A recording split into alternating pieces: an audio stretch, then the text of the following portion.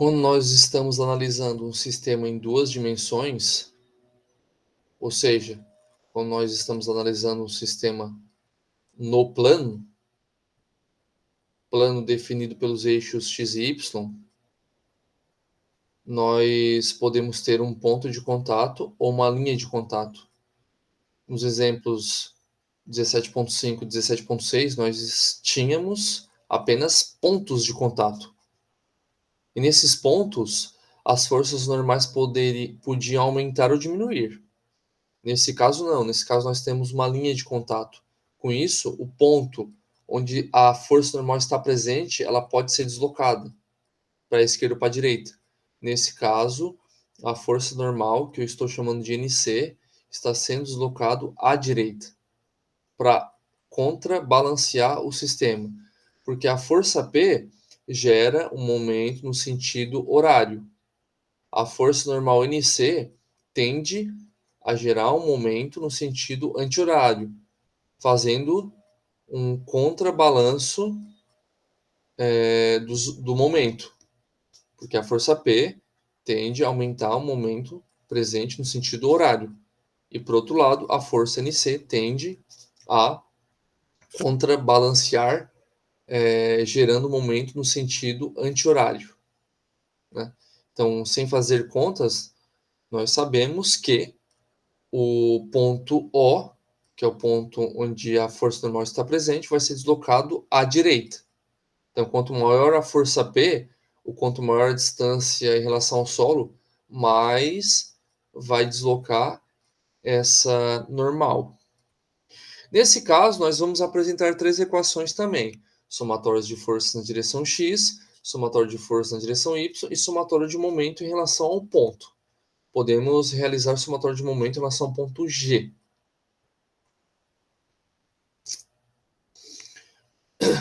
A força normal vai ser igual à força-peso, porque é a única força presente na direção y.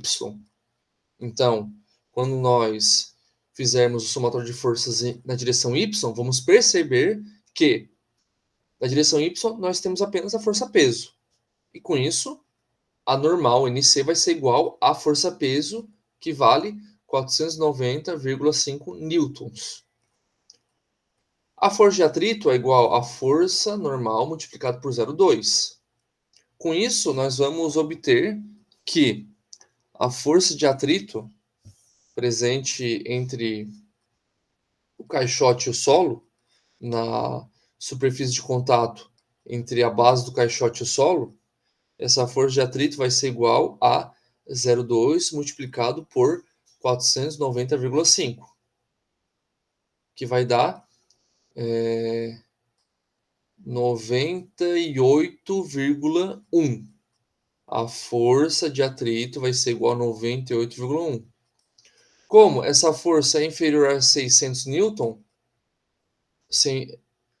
nós podemos concluir que o caixote vai entrar em movimento acelerado na direção x, no sentido da esquerda para a direita. Então, esse caixote vai ter um movimento acelerado. Então, quando nós realizarmos somatório de forças na direção x, nós vamos ter presente a força de 600 newton, a força de atrito que se opõe ao movimento, e essas forças somadas vão ser igual à massa do caixote multiplicado pela aceleração. A massa do caixote vale 50 kg e a aceleração nós vamos encontrar. E por último, quando nós realizarmos o somatório de momento em relação ao ponto G, a única incógnita restante vai ser x, porque nesse equacionamento nós vamos ter NC multiplicado por x, uma vez que o ponto G vai ser a referência para a realização do somatório dos momentos. Então, com isso, nós vamos encontrar o x. Se o x for inferior a 0,5, o caixote não vai tombar. Se x for superior a 0,5, o caixote vai tombar. Exemplo 17.8. Nesse exemplo, nós temos uma viga suspensa por duas hastes. Essa viga está executando um movimento de tal forma que, quando nós estivermos analisando o ponto B e o ponto D, nós vamos perceber que ambos executam um movimento de translação curvilíneo, cuja a aceleração angular vale 6 radianos por segundo e o ângulo, nesse instante que nós estamos analisando, vale 30 graus. Nesse caso, nós vamos apresentar três equações: somatório de forças na direção normal, somatório de forças na direção tangencial e somatório de momento em relação ao ponto G. Quando nós executarmos o somatório de forças na direção normal, nós vamos ter em mente que a direção normal vai estar apontada para a direção, para o centro da curva, ou seja, vai estar apontado do ponto B em direção ao ponto A ou do ponto D em direção ao ponto C. E com isso, vão aparecer as forças das barras, né? A força de tração da barra BA e a força de tração da barra BC, bem como a força peso situada no ponto G, multiplicado pelo cosseno de 30 graus, para colocar na direção normal. Isso vai ser igual a massa vezes a aceleração normal. Quando nós realizarmos o somatório de forças na direção tangencial, nós vamos ter a força-peso multiplicado por seno de 30 graus para colocar na direção tangencial. E essa força, peso parcial na direção tangencial, vai ser igual a massa vezes a aceleração tangencial.